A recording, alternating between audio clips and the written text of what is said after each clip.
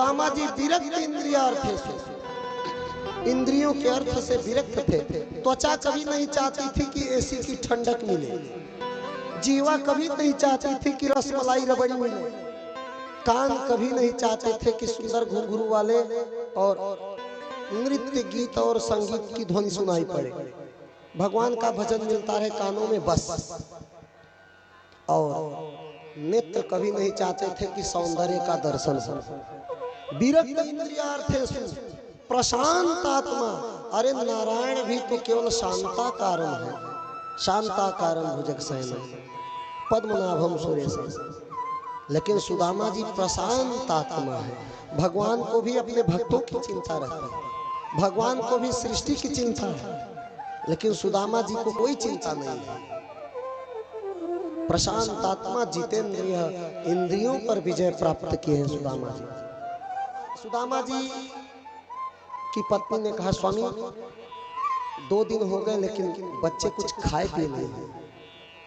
ठीक है, हम वनवासी जीवन जी सकते हैं, हम बिना रजाई के ठंड में रह सकते हैं, लेकिन इस संसार में नियम और तप व्यक्तिगत होना चाहिए। अगर परिवार है, पत्नी है, बच्चे हैं, तो उनका भी भरण पोषण करने का और उनकी रक्षा का पूरी जिम्मेदारी होनी चाहिए। या तो बच्चे और पत्नी ही न रहे जीवन में, तब तो चाहे जैसे रह लो अड़भंगी की तरह, जंगल में सो जाओ, पत्थर पे चले जाओ, पहाड़ पे चले जाओ, कोई बात नहीं। लेकिन अगर जीवन में पत्नी और बच्चे हैं तो फिर अपने मन का भार उनके ऊपर नहीं थोपना चाहिए।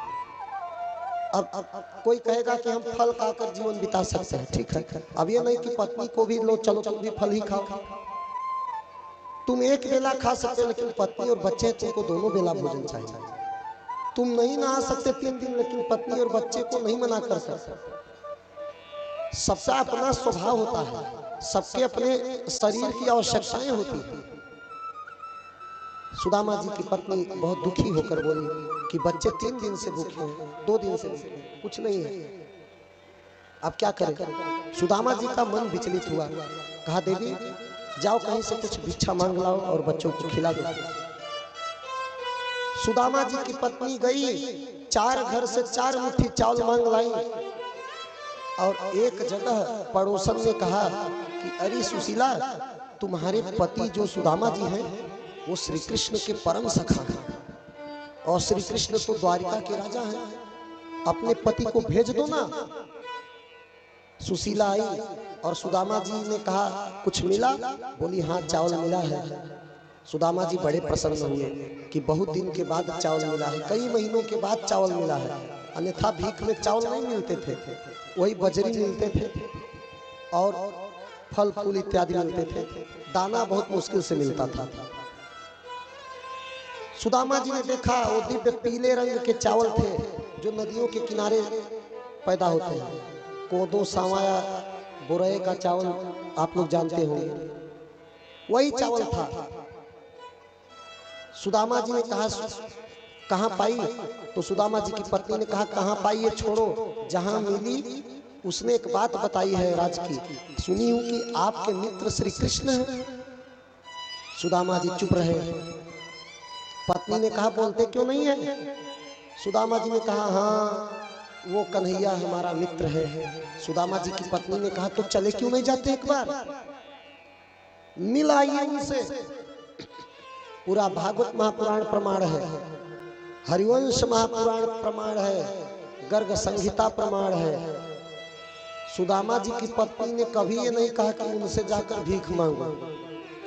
सुदामा जी की पत्नी ने इस आशा से बिल्कुल नहीं भेजा कि आप जाओ तो वो कुछ दे देंगे, नहीं, कदापि नहीं। सुदामा जी की पत्नी ने बस इसीलिए कहा कि एक बार मिल लेते तो अच्छा रहता, बस।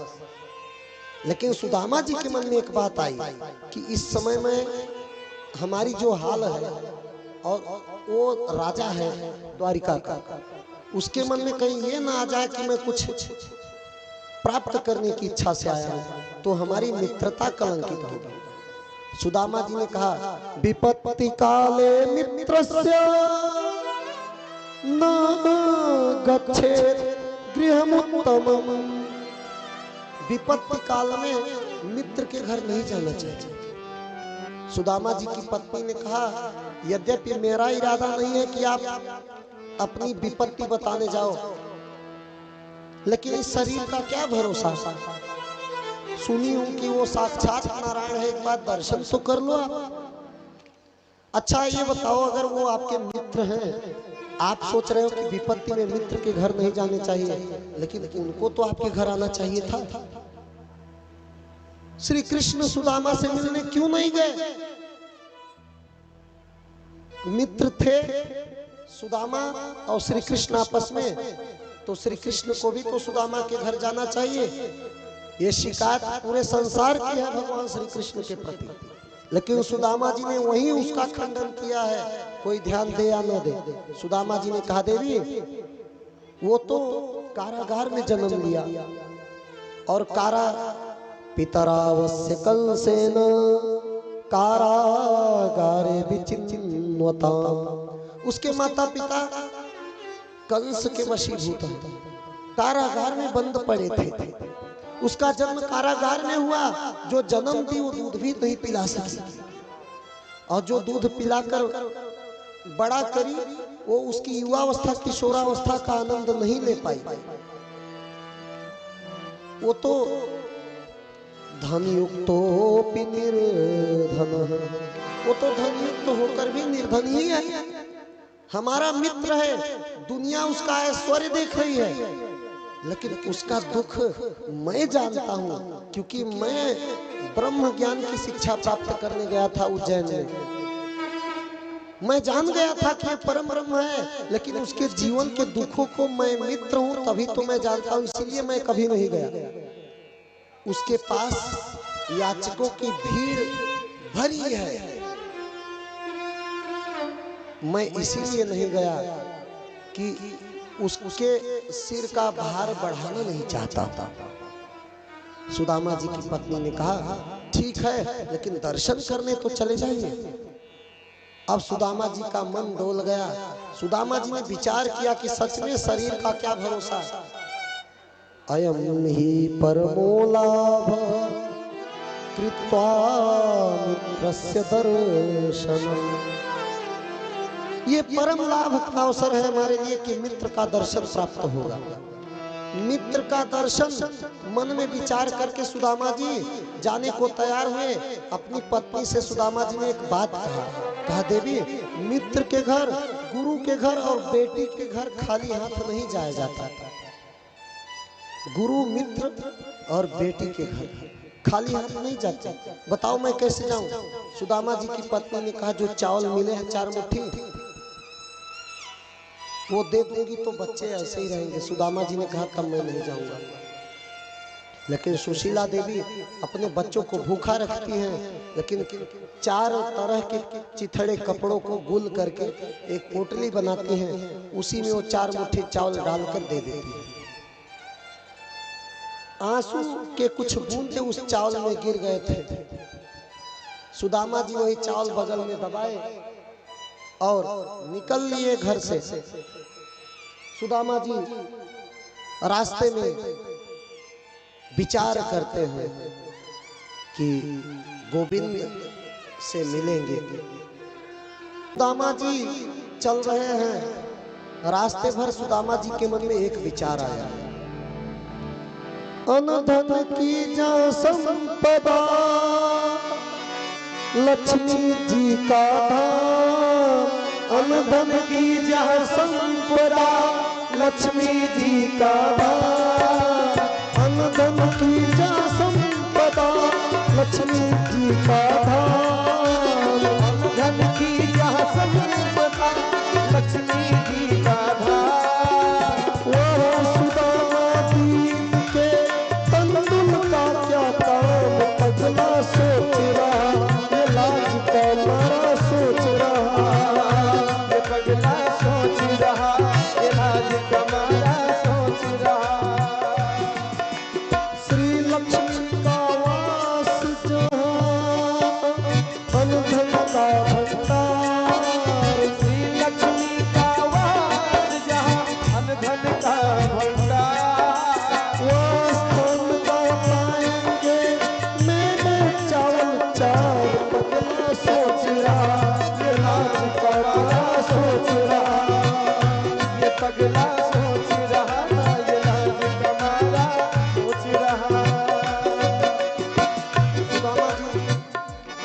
बढ़े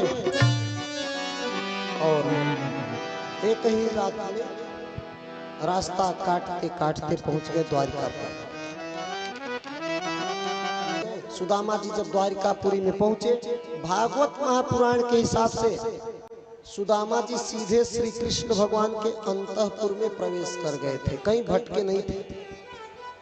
भागवत महापुराण के हिसाब से सुदामा जी सीधे श्री कृष्ण भगवान के शयन कक्ष में प्रवेश कर गए थे। वो तो सुदामा चरित नाम का ग्रंथ लिखा हिंदी काव्य के लेखक नरोत्तम दास जी ने, उन्होंने ऐसा फटाहाल दिखा दिया सुदामा जी का कि लोग वही सच मान लिए कि फटे कपड़े थे। किसी पुराण में फटे कपड़े नहीं है। दीन अवस्था किसी पुराण भागवत में और हरिवंश महापुराण, वैवस्वत महापुराण, ब्रह्मवैवर्त महापुराण, गर्ग संहिता, कहीं सुदामा जी की दीन अवस्था फटे चिथड़े कपड़े नहीं है। लेकिन अब उन्होंने लिख दिया है तो लोग वही सच मान गए। अब भागवत में वैज्ञानिकता क्या है, विशेषता क्या है कि एक भक्त भगवान के पास जा रहा है तो बिचौलिए क्यों, द्वारपाल क्यों? भगवान और भक्त के बीच में कोई बिचौलिया नहीं है, कोई द्वारपाल नहीं है। यह है भागवत की मर्यादा। लेकिन लौकिक मर्यादा यह है कि बिना पूछे किसी के घर में कोई कैसे घुस जाएगा। लोग अपने दिमाग से सोचते हैं, लेकिन भगवान और भक्त के मन का तो केवल व्यास जी ही सोच सकते हैं। खैर, लौकिक कथा का सहारा ले तो सुदामा जी जब चतुष्पथ चौराहे पर खड़े हुए तो चारों तरफ महल ही महल दिख रहे थे। समझ में ही ना आया कि कान्हा का महल कौन सा है।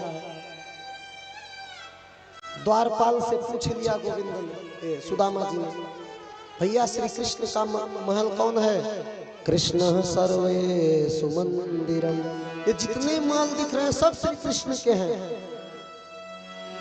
तो सुदामा जी ने पूछा, भैया लेकिन श्री कृष्ण होंगे किस महल में? द्वारपाल ने कहा, किसी भी महल में प्रवेश कर जाओ, आपको गोविंद की सुधर्मा सभा मिलेगी ही मिलेगी।